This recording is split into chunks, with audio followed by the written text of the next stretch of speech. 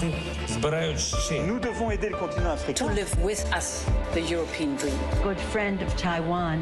Europe 1, bonjour. Europe 1, il est 6h55. Votre revue de presse internationale, on part tout de suite au Royaume-Uni. Bonjour Sarah Menaille. Bonjour. Correspondante d'Europe 1 à Londres, Sarah, la presse et l'opinion britannique sont inquiètes pour l'état de santé de Kate Middleton. C'est une information qui passionne les Britanniques depuis l'annonce hier après-midi de l'hospitalisation de la princesse de Galles, Kate Middleton, admise dans une clinique privée très chic de l'ouest londonien, titre le tabloïd The Sun, qui précise que John Fitzgerald Kennedy a été hospitalisé dans le même établissement en 1947. Le Daily Mail, de son côté, a choisi de titrer sur le fait que la princesse n'a plus été vue en public depuis la messe de Noël.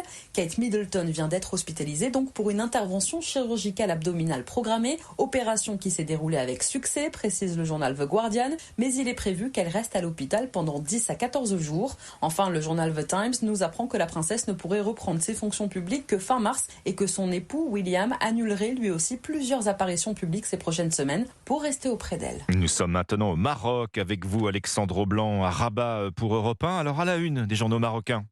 Eh bien, ce sont les Marocains de l'étranger qui sont de plus en plus nombreux à revenir au Maroc. C'est le grand retour des enfants du royaume. Titre tel quel, 6 millions de Marocains vivent en dehors des frontières, parmi eux des enfants d'immigrés nés à l'étranger et puis d'autres qui ont vu le jour au Maroc, mais qui ont choisi de partir vivre en Europe notamment. Les voilà de retour au bercail, se félicite l'opinion. Ils veulent profiter de la qualité de vie, du soleil, d'un quotidien souvent moins cher, mais le départ se fait aussi par dépit, raconte Yabil Hadi, en cause, selon le journal, du racisme, des inégalités, des violences policières. Le débat en France est par exemple trop centré sur l'immigration et l'islam, reconnaissent des Marocains. Attention cependant, observe la Vie Éco, les écoles et les hôpitaux ne sont toujours pas au niveau au Maroc. Mieux vaut le savoir avant d'envisager un retour au pays, prévient le quotidien.